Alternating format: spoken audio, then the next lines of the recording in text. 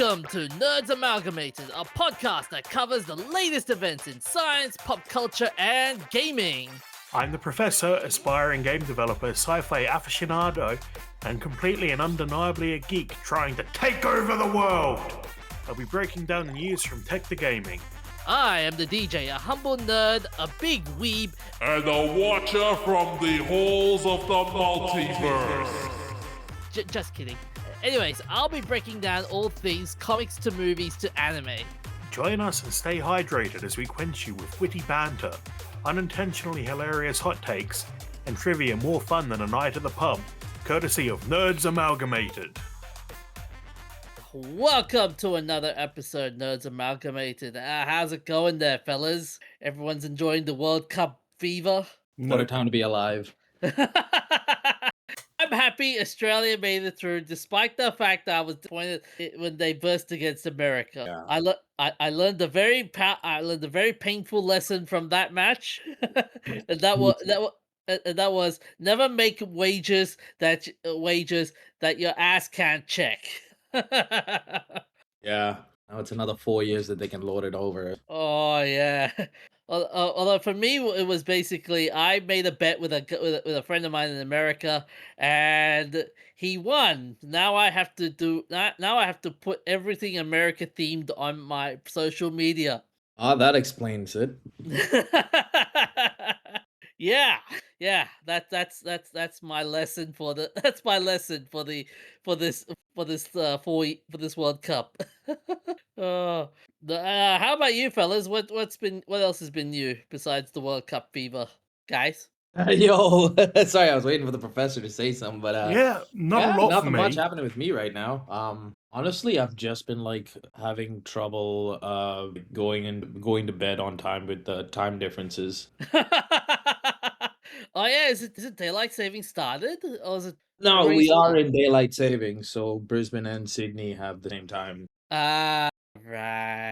Fair enough. All right. On this week's episode, we'll be talking about the Steam engine, and all its glory, and the recent GTA 6 news, including the infamous physical disc backlash, ADHD in mice, and anime as a commodity. So take it away, Professor, with the recent gaming news. Well, the Steam machine has been released, or at least they're allowing pre-orders for it, and the price of it is too damn high. Of course. And the price of GTA 6 has been announced, and the price of it is too damn high. Yeah, I saw the prices. I went, nope, I can't buy this. What is it, about $130 now? The Ultimate Edition is $100 US, so whatever that converts to. That's about right. I mean, games have been pushing that $100 Australian for the last few years, with a few going above that, including, what's it called? Death Stranding 2. There's a second Death Stranding? Yep. Yeah. Wow. This one's set in Australia, but it's 120 Australian dollars. Yeah. So I'm not sure I even want to look up what the Ultimate Edition of GTA 6 is going to cost, but I'm going to do it anyway. It's a way ahead of you, Professor. It's $159.95. Christ. This includes, mind you, the base game, the vintage Vice City pack, 1 month of GTA Plus, and the Ultimate Edition upgrade. I never really saw the real point of those pre-order premium editions of the game. It was Never particularly. Back then it used to be like, okay, you get the Ultimate Edition, you've got all these cool figurines and all the the merch.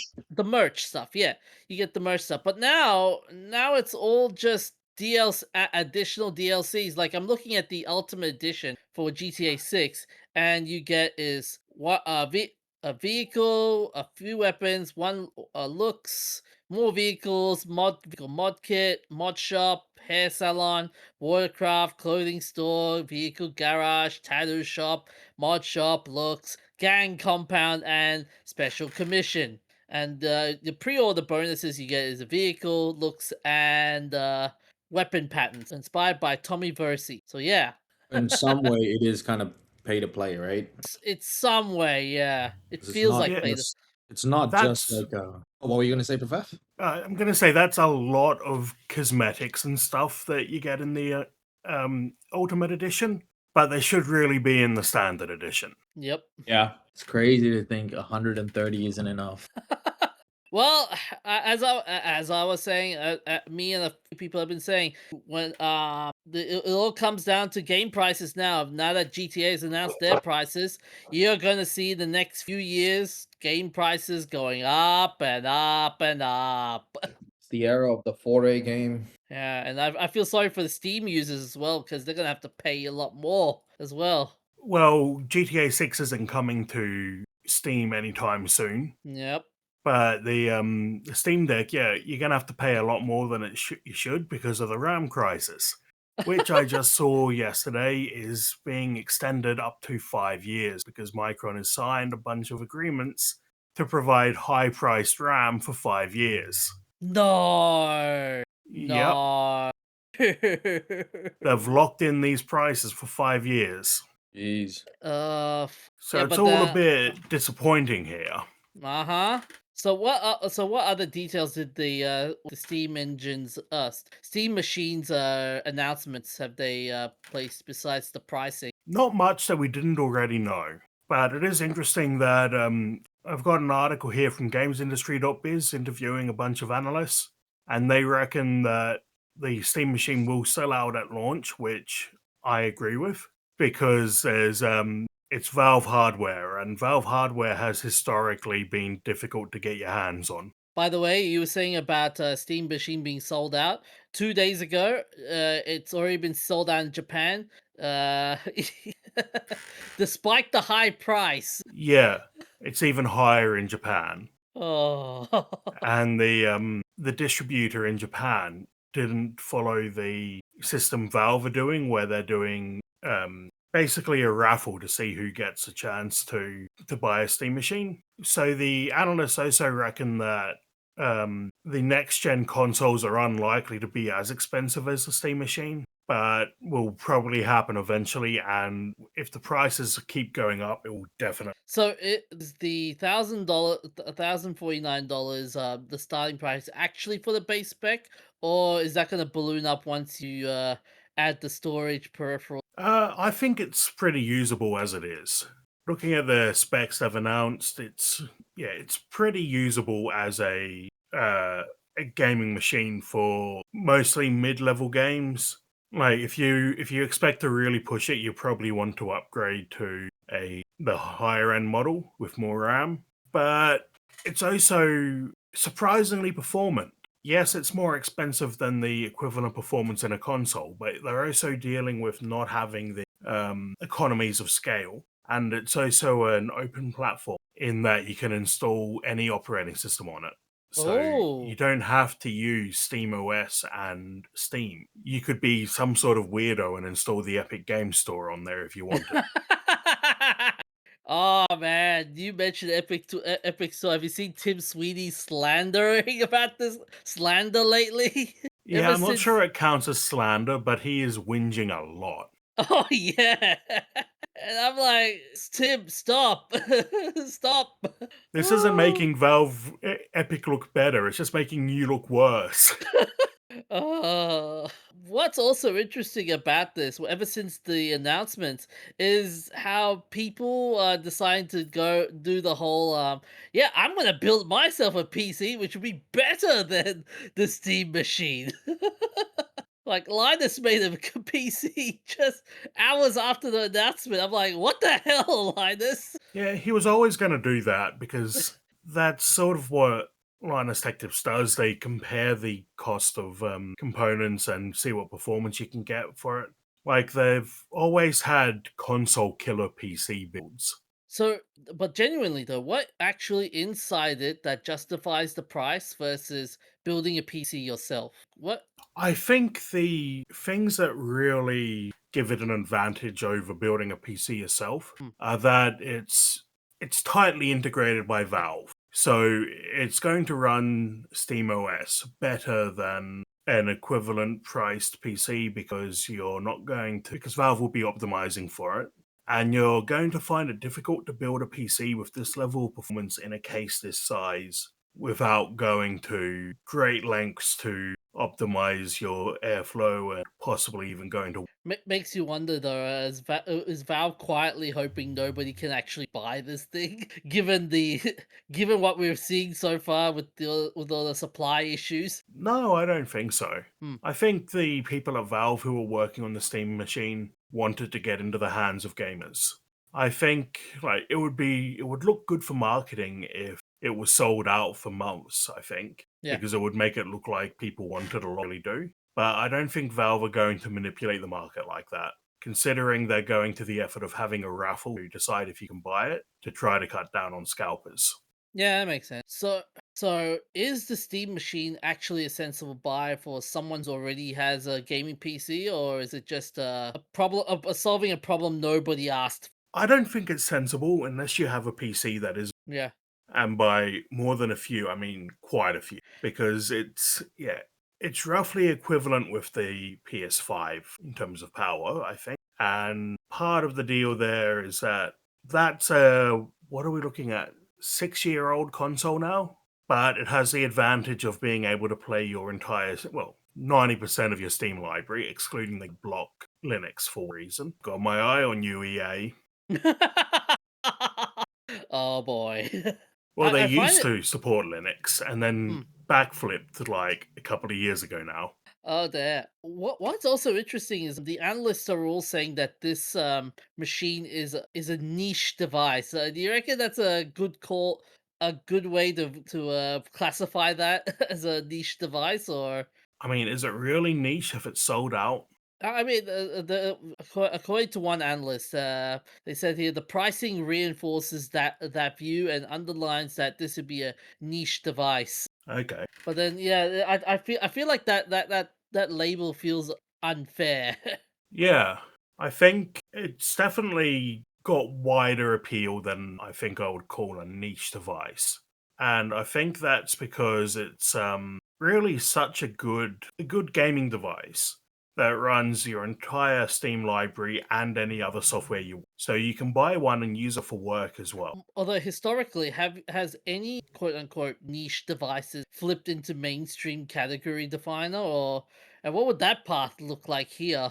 Here, I think it would look like the Steam machine becoming a major market player in the pre-built PC space.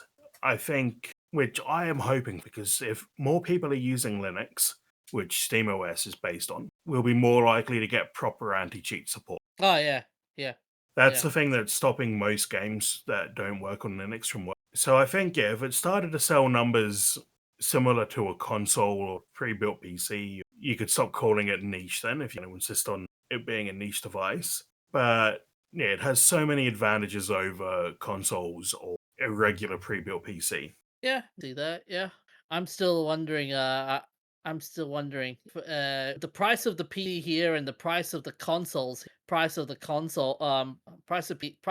engine and the price of GTA 6. It makes you wonder. Like, this is the biggest hardware and software release of the year. Are we Yeah, seeing two different bets on where gamers' money are going to go this holiday? I guess you could say that because we're not going to get GTA 6 on Steam Machine. Yeah. And as the price of games and consoles increases, it's going to squeeze out the lower end of the market.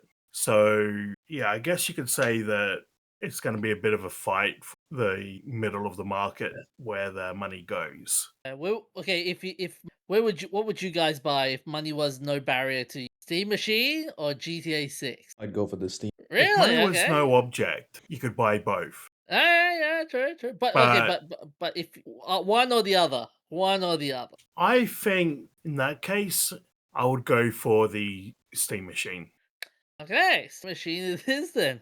At I'm not one that point, interested in GTA 6, and the more I hear about the pricing and the content being locked away, the less interested I am. at Okay, some although point they're gonna bring the price down, right? Surely. what was that? Other guy No, as in like at some point they will bring the price down. So Yeah, at it'll go some on sale before it comes eventually. down below 100. yeah, you were saying, Professor? It'll go on sale eventually. Yeah. I'll wait to check out my local EB game. Well, that's the thing. You're not going to be able to buy it secondhand Nope. because it's digital only. Yeah, That's I hate that so it does. much. Oh, Almost as bad, if not more than I hate AI. so for those, so apparently, with GTA news that were coming out, with especially with the pre-orders, there was news going out that once you get the game, you get not just an actual disc, but the download code in a in a paper disc. Wonderful. What a classy time we live in. Uh-huh. And Rockstar responded to that backlash by saying, "Oh, you get the pre-order is digital only and a physical copy will be available in the following months," without explicitly saying disc. Wonderful. Oh man. Uh what's also interesting with GTA 6 is, does the physical only launch changes how our audience should actually plan to play it, like preload the strategy in the considerations, etc now? That all comes down to how Rockstar decides to distribute it. Yeah, yeah, yeah. And man, this is what's also interesting is they have also introduced GTA Plus, and got me thinking. Oh, that's not GTA. new. Oh yeah, fair enough. If GTA 5 pioneered the whole live service gaming, what's the equivalent thing GTA could pioneer this generation? You reckon? Spending way too much money. Oh yeah, there's too much money spent on that thing. I mean, GTA Online reportedly still pulls in 1 million a day, a decade after launch. So what does that say about Rockstar's incentive structure for GTA 6 Online going forward? Yeah. But yeah, it's not as crazy as mice with ADHD, eh, Professor? That was bad. I know. I keep trying. I keep failing. I You'll keep get failing. there one day. Uh-huh. so with this story, Johns Hopkins researchers found a small population of inhibitory neurons in the brainstem that act as a control center that suppresses distractions and directs focus. These cells exist in the brain region shared across all vertebrates, not just primates. The work followed earlier studies in birds, frogs, and turtles. The hook, it's been long assumed attention is driven mainly by the prefrontal cortex, which is only highly developed in primates. But birds and fish have had this ability for hundreds of millions of years, despite lacking this structure. So something older must be doing the work. Mice did the human-like attention task, touch the screen location signaled by target cue directly ahead while ignoring a distracting cue off to the side.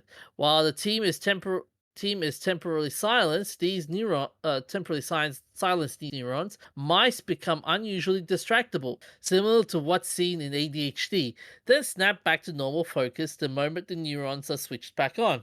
It is possible inroad to more targeted treatments for attention disorders like ADHD and autism, since the circuit appears to exist in humans too. Interesting. How did they turn it off? Without going too technical into this, the neurons in question is called PLTI, which is a parvalbumin positive lateral tegmental inhibitory neurons, which is a cluster of GBA Eric cells in the midbrain's big. Oh my god, I'm butchering these scientific terms, and and I used to be a science student. What the hell's wrong with me? Para bigeminio lateral tegmental complex that connects the superior colliculus, described as the brain's ancient spatial orienteering hub. Their avian counterpart were already known in owls and pigeons, but a casual role in mammals hasn't been shown before. I'm assuming that's a causal. Yeah. Using bilateral silencing of PLTI in freely behaving mice on a flanker style attention task, the team shows performance collapse specifically on incongruent trials, meaning distraction spiked. Okay. So yeah, from what so when the neurons get switched off, they said here the mice become hyper distractible, and on the discovery itself, we were able to identify an evolutionary old region of the brainstem which affords this ability. This ability. That's certainly a lot of words. Yep. Hey! What can I say? It's medical. Ah man, that's interesting though. Do I Makes me wonder? Do I personally have a distractibility dial I could theoretically turn, or is that a good idea? Well, that's what I'm thinking. Can I like zap my brain and make myself a super worker? No, don't give the bosses any ideas. Oh no! Can you imagine? Welcome to work. Put on your brain zapper helmet and get going. Say goodbye to your coffee breaks and water cooler talk. You're working all day and all night. Yeah, what's interesting about this is, given the whole YouTube to Hollywood pipeline story we talked about a couple weeks back, is there an attention economy angle going on here? Like content algorithms are basically optimizing to defeat this exact brainstem circuit in real time. Man, that would be fun. That is happening. Uh-huh. What's wild is for decades, the prefrontal cortex got all the credit for attention. What does this mean scientifically and philosophically that the smart part of the brain wasn't actually running the show? I mean, at the end of the day, it's sort of like circuits, right? Like you wouldn't say like the transistor is the most important part of the circuit. You need Hmm. the whole circuit to function. Like there would be roles that the prefrontal cortex may take, but some may think that, what was it, the lateral tegmentum? That might be like a part of a bottleneck that, you know, the uh, the neurons have to, I suppose, bypass in order to achieve that. And what's interesting is this effect was reversible within a day of switching the neurons back on. How big a deal is that for eventual treatment design versus permanent or structural interventions? I think that's huge. Like, if it's an effective treatment for ADHD, like there are people with ADHD who really suffer and can't get things done on a daily basis. So even just helping those few percent of extreme cases would be huge. Yeah. Okay. I got a question for you guys. If you could flip a switch and cure your own distractibility for 24 hours, what's the first thing you would actually get done? Okay, and be honest. Be honest about it. Study the stock market, maybe. Make some money. Make some money. What else is there to do? You know what I mean? How about you, Professor? For Uh, 24 hours, your distractibility, you're not distracted for 24 yeah. hours. I think I would finish some of my projects that been sitting on for ages. Alright, alright. So if the circuitry is ancient, if the circuit is ancient, shared within birds and fish, does that mean my cat's superior ability to ignore me when I call it isn't attitude? It's just that it's got better brainstem engineering now. Yup. Here's one for you, Professor. Like as okay. Oh, actually, for all of us as gamers, we live and die by selective attention, like tracking the kill feed or versus the minimap versus the chat. Could the understanding of this circuit eventually inform training tools, or is that wishful sci-fi thinking? I think it's not sci-fi, but I also not a big fan of having people digging around in my brain. So What about you, other guy? Yeah, like at the end of the day, like, people are always gonna try these weird and wacky techniques based on the first thing they see online. Yeah, that's true. Like That's true. there will be a company that probably is gonna like produce a startup that capitalizes on this new thing, but Oh, it's dude, not about dude, there's gonna be so many like influences, or those types who'll be like, here are 5 ways to take away your distractions. There we gone. neurosurgery. Oh man, and this will be also interesting. Is should this change how anyone thinks about their own? I just can't focus today. Days is it more useful to frame that as a circuit issue than a willpower issue? I mean, like if you break everything down Like, it is all circuits. It depends on when you stop breaking it down. Mm. Break it down to a biological level, it's circuits. You break it down to a chemical level, it's chemical reactions. You break it down to a physical level, it's like how atoms work. It kind of like negates the idea of choice or free will. Yeah, yeah, that's true. That's true. Yeah, I've been reading a book called Determined, which is all about how we don't have free will. What was it called? Determined. Determinism? No, it's just Determined by Robert Sapolsky. No, as in the philosophical concept. Oh, right. Idea of what's it called, causal determinism. Since the conception of the universe, everything was sort of predetermined based on its previous action. Yeah, which I've always found an appealing philosophical view. Not because it lets me have an excuse to go and do horrible things, because I was always going to, but because it fits with how I feel about physics and chemistry. I'm just not sure where the space for free will You fits will. into that. Mm. But at the same time, it feels like we have free will, so does it really matter? Yeah, I mean, like, It feels like we're heading into not 1984, Brave New World territory. yeah, But that said, though, could imagine imagine there's a risk of people using the whole "my PLTI neurons are off today" as your new excuse for everything.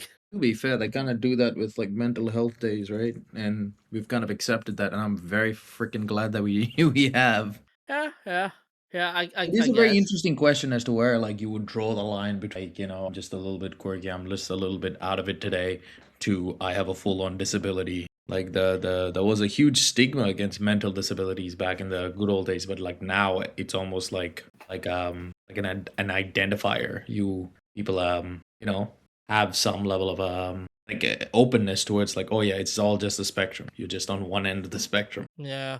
Yeah, I think to some extent we had so much repression of mental differences for a long time that now that it's becoming accepted to have a mental condition, we're seeing it swing the other way. yeah.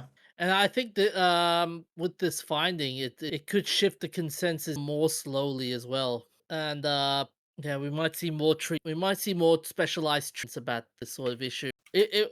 Curiously, guys, how would you design an experiment to isolate attention? It is difficult because it's so variable. Yeah, I'm not too sure. Like, because the researchers have ruled out vision and motor impairment, so that would be an interesting experiment to make. I would say. Yeah. Yeah, I think the researchers have done a pretty good job of it. I'm not sure exactly how the experiment worked, but this is a rat trial, so the next step is to do human trials or other more intelligent animal trials if they don't want to jump straight to human. So yeah, it'll be interesting to see if they go ahead with that.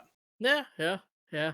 Although I'm wondering how big tech will see this, and imagine they go through the whole like we don't need to wait for human trials. It'll be interesting what they if they introduce a device to involuntarily silence neurons. Looking at you, Elon. God damn it! Yeah, what do you think the point of Neuralink is apart from creating an army of willing slaves? Oh, Collect data. oh boy. It's like you basically turned Elon from hero to he who shall not be named. Oh, he did that himself. Oh yeah. Do you guys remember what the actual cause was? What actually started that whole thing? It was Yeah, it during was it was the Thai cave crisis. yes, it was. Where he Yeah. called one of was it the chief sub what do you call the divers a Oh pedophile? yeah. Yeah. Oh, that was nuts. I was like, "What are you doing, Elon? What are you doing?" He went from Tony Stark to Donald Trump in like one sentence, one tweet. That was it. Oh man. I was just going like, "What? What are you doing?" Man, biggest L ever. Oh man, I could totally see like not just Elon Musk investing in this. I could totally see Jeff Bezos and maybe Zuckerberg putting money into this project. Oh man, I see big tech will big tech will they don't need to crack the code of the human mind. Evolutionary let the override switch sitting in the mouse's midbrain. Yeah, can't wait to join you in the singularity. Hey, it'll be a crazy anime idea, okay? It'll be a crazy anime idea if that actually if we got to that part. But I think there's an anime already for that. So on to our next topic. And I know, yes, the Tegway was terrible, Professor. Yes, don't need to point that out too.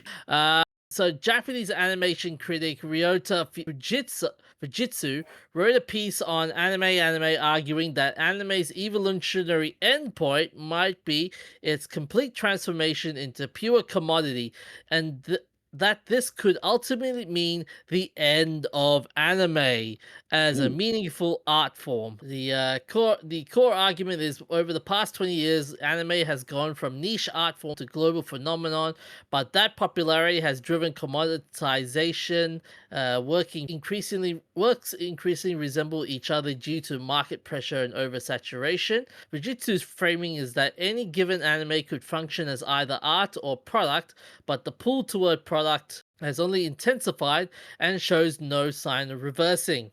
He warns this complacency is dangerous if anime isn't critically engaged with as individual works, it risks appearing in a generic stream of consumable content, drowned out by even more attention-grabbing short-form media. His closing thought experiment on the end of anime is essentially a future where audiences stop caring whether something is being expressed through animation specifically at all. The media becomes incidental. So what do you guys reckon? Yeah, I'm not sure. It's a tough one. Isn't that just the process all art goes through?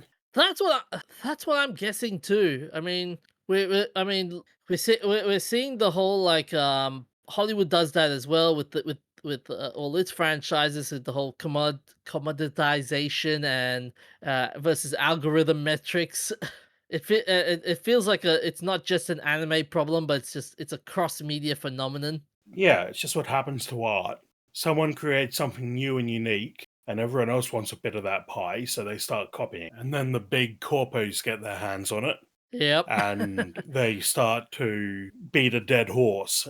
So I guess what that raises is what is going to be the next leap in Japanese storytelling. I mean, Isekai is already a dead horse at this point. Man, now we're seeing the live action animes coming into the fray.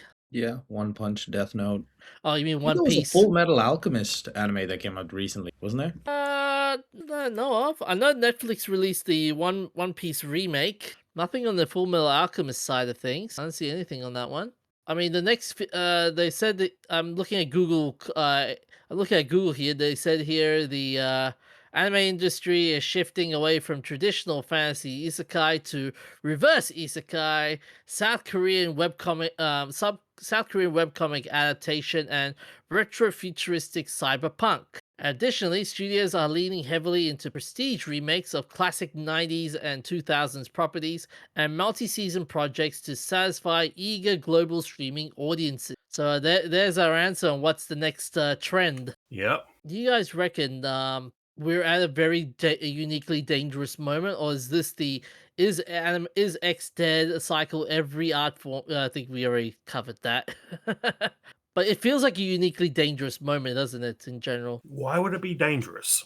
I mean, look at the MCU for example. When ever since the MCU started and it became the juggernaut we see it now, people are being like, another MCU movie. It's becoming it's becoming such a drag. No doubt. To be fair though, like after Endgame, what have they really had to offer? Yeah, yeah, yeah. Is that a thing, like superhero fatigue? People were just kind of sick of it after a while. They were just like, okay, we get it. Like, this is a great project. And now it's like you're just squeezing whatever IP. Yeah, that's true. That's true. I'm thinking about something at the moment. If someone says, I don't care if it's art. I just want to turn my brain off. Do you reckon this is the this article is the rebuttal to that entire point? Maybe. Yeah. Uh, Anyways, we should go. We'll be back after a short break with our shout outs and wacky movie on the 23rd of June 2026, the 35th anniversary of Sonic the Hedgehog, the series premiered. You guys, what was your first Sonic the Hedgehog game for you guys? Gonna be vilified for this, but I've never played Sonic. Shocker, shocker. Shocker, shocker. Yeah, You I've pref- dabbled with it, but I've never gotten into it. my only Sonic game I played is Shadow the Hedgehog. I went back to play Sonic That on the. explains a lot. What? What do you mean that explains? What you insinuating here, Professor? You know exactly what I'm saying. Hey. I didn't pose that question. You just said it. Sonic the Hedgehog is a 16-bit platformer for the Mega Drive Genesis, developed by Sonic Team and published by Sega. First released collectively in North America and Europe as a pack-in title for the Mega Drive on June 23rd, 1991. 1 month later, it released in Japan on July 26th. It is the first installment of the Sonic the Hedgehog series and would go to release so many other games and so many movies. Conception of Sonic the Hedgehog began in November 1989 when character design Naoto Oshima was working on another project called Twin Stars. The story focused on a pair of twin brothers from a dream world defending it against the boss of Nightmare World. The game was to feature terrain loops the characters would run through. While the gameplay concept was approved by Oshima's superiors, the character was not leaving Oshima to come up with protagonists. Sonic was. Oh, sorry, I was going to say. The team developed ideas for characters, an engine, and gameplay mechanics. Development emphasized speed, so Sega considered fast creatures such as kangaroos and squirrels, and eliminated designs that did not associate with fast animals. One idea, a rabbit able to grasp objects with prehensile ears, showed promise but was too complex for the Genesis hardware. The team narrowed its search to animals that could roll into a ball, their idea for an attacking mood, and considered armadillos and hedgehogs. The hedgehog character proposed by new employee Naoto Oshima prevailed. Oshima went on vacation to New York, taking sketches with him. He went to Central Park and asked locals for their opinions on them, and Sonic was the favorite. A man with a mustache, who eventually became Dr. Robotnik, was in second place. Man, imagine if Sonic was, instead of a hedgehog, was another animal. Would the game sell? When you call him Sonic the Armadillo, I don't think it'd make that big a difference. I don't think either of them are that fast. Imagine Sonic the Rabbit or Sonic the Kangaroo. I feel like Sonic the Owl would make a lot of sense. How? How would Sonic the Owl make sense? An owl's not that fast. They Yes, they are pretty are. fast, and they also use echolocation, so Sonic. A falcon is faster than an owl. Come on. But owls use noises to echolocate, right? It's literally Sonic. They're Yeah, using it's the true. Sonic abilities to see. Okay, yeah, I could see that. I could see that. Yeah. Sonic was originally teal colored, then a light shade of blue, but he was changed to dark blue so he could stand out against certain backgrounds and to match the Sega logo. Ah, it According was to light blue, right? I thought it was dark. Hang on a second. What, you're right. It is dark. Oh, okay. Against the black screen, it's dark blue, but then a light screen, it's light blue. So take your Okay. pick. Uh, Sonic's basic design was created by combining Felix the cat's head and Mickey Mouse's body. His shoes had buckles, thought inspired through the inspiration of Michael Jackson's boots on the album cover of Bad, and the red and white color scheme of Santa Claus. See, on it by its if you combine them by itself, that just sounds very disturbing. Felix the cat's head with Mickey Mouse's body and shoes of Michael Jackson. That are the colors of Santa Claus. Oh yeah. Yeah, I'm just stuck on that. Imagine staying up all night waiting for Santa and you coming down your chimney. Oh my. Yeah, that's the real Nightmare Before Christmas right there. The new character was originally named Mr. Hedgehog, but the eight-member team changed his name to Sonic and took the nickname Sonic Team. According to Yuji Naka, Sonic Team was a one-time unofficial nickname from the studio within Sega that was used during the development of the game.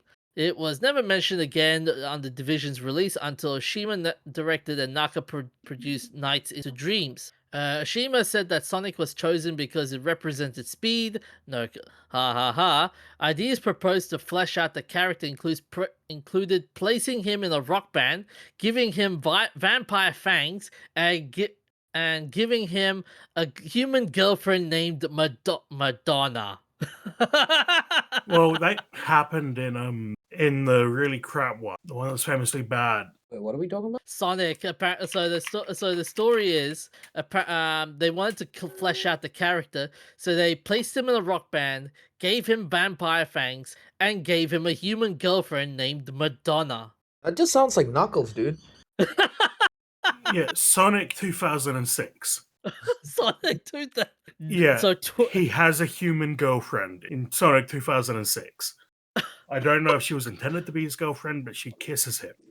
It's yeah, I watched a YouTuber NerdCube play through the game. No, it wasn't See? Knuckles. It was that black character. Was his name Shadow? Yeah, Shadow. Yeah. Yeah. Because I mean, like I've seen many a Tumblr post of girls claiming Shadow as their boyfriend.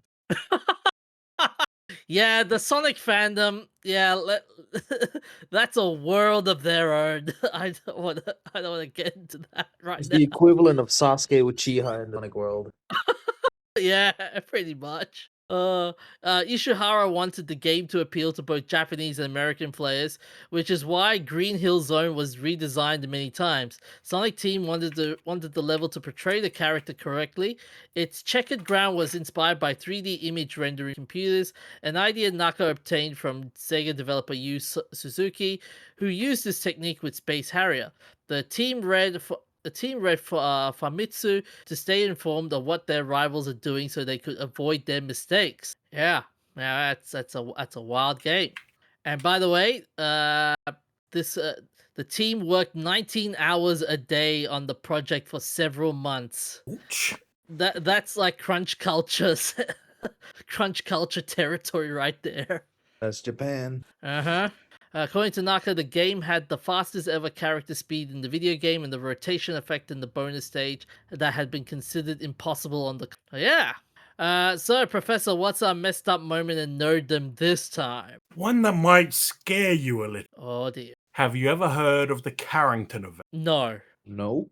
Right, well, at the beginning of September 1859, the most intense geomagnetic storm in recorded history occurred. It caused auroras that could be seen as far south as Hawaii and as far north as Brisbane. But it wasn't just pretty, it also caused telegraph stations to catch fire. And that was like the limited, with the limited technology in use at the time. If a Carrington event occurred today, we would be so screwed. It would wipe out basically all technology and knock us back to the Stone Age overnight, Oh. and we'd have to rebuild. Dude, that would be decades. If we're lucky, it would be decades. Isn't that? Yeah, this just sounds like Y2K. Y2K, but it could actually happen. Yeah. I feel sorry for the telegraphers. Imagine you said that how they catch fire. Oh man, those telegraph operators must have been like, "Oh my god, I'm on fire!" Yeah, well, there was so much induced electricity in the wires that they didn't even need to plug in their batteries and generators. They were getting better results from running the telegraph over the wires that were unplugged than they were with the equipment plugged in. How long did this event last for? Several hours. Huh. I mean, damn. Yeah, that would be that. I'm thinking about it. Imagine if you're saying imagine if a Carrington event happened here. What would be oh man, I feel sorry for the people that are in airlines. They'll be the first to get knocked out. Well, yeah, a lot of planes would crash. Oh yeah, and power stations would be out, and Yep, and it already takes months to build a transformer. Like there's a backlog of months. So if something like this happened, we'd already be dealing with that backlog and then have to replace every single transformer. oh, you reckon that? You reckon we'll be able to? That's a fun question. I don't know. I mean, it's been said that no other species, like assuming humans disappeared tomorrow, no other species would ever reach our level of technological development because we've exploited all of the easily accessible resources. So yeah, I don't know whether that means humans couldn't keep going if that happened. That would also mean the idea of a singularity would be dead. Yep. Although if I don't know whether it'd be cool or not. The cool thing would be nature would repair itself very easily for decades to come. Yeah, we saw that during. Yeah. And the other cool thing would be the internet would be dead and and there'll be no social media. Sounds good to me. When can we do it? All right, we're gonna have to reinvent the Carrington event at the comfort of our backyard. Oh, that's crazy, man. On to our wacky movie on the 25th of June, 1987. Ghost Chase premiered in West Germany. Ghost Chase, aka Hollywood Monster, came out of the darkness and yelled "boo" at the audience. Written in part and directed by Roland Emmerich. Yes, the same Roland Emmerich that made the Independence Day movies. The That goat, guy was that? the goat of disaster films. Yeah. The fantasy horror starred Jason Lively, Jill Whitlow, Tim McDaniel, and others. And here's the plot. In an old Hollywood mansion, the spirit of an old family retainer inhibits an old grandfather clock. When a movie company uses the mansion for a film, the spirits inhabit the body of a prosthetic robot based on the photo of of the butler, who then persuades the two filmmakers to track down the great grandfather's fortune before the old house is destroyed, revealing a family scandal. And by the way, the robot that looks like a crappy version of Yoda. He's like, this is what Yoda would have been like if he was if he was alive today. Filming took place primarily in the Swabian town of Sindelfingen, utilizing old factory buildings as shooting locations. Roland Emmerich secured financing on the film by pre-selling distribution rights to foreign territories. And the cool thing about Sindelfingen is that it is home to a Mercedes-Benz assembly plant, and it has produced the Mercedes-Benz W136, and the factory itself has been mired in a lot of crazy things as well, which that would be another messed up moment in nerddom episode at some point. Louise's voice in both German and English versions remain unknown, and as I said, this is one of Roland Emmerich's first films. But yeah, anyways, that's all How we could he have. go from that work of art to Moonfall? No, Does anybody want to give a quick summary of the synopsis of Moonfall? Tell us, Professor, what happens in Moonfall?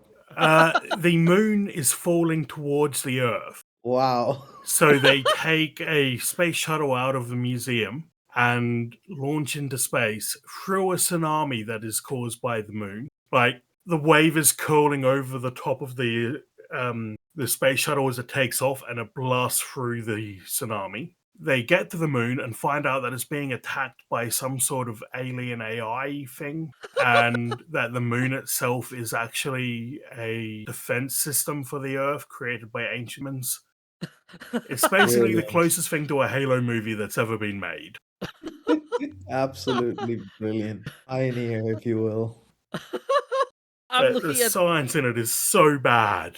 Okay, is it as bad as the Independence Day sequel? Never seen that one. Oh, Wait, don't there's a want. sequel?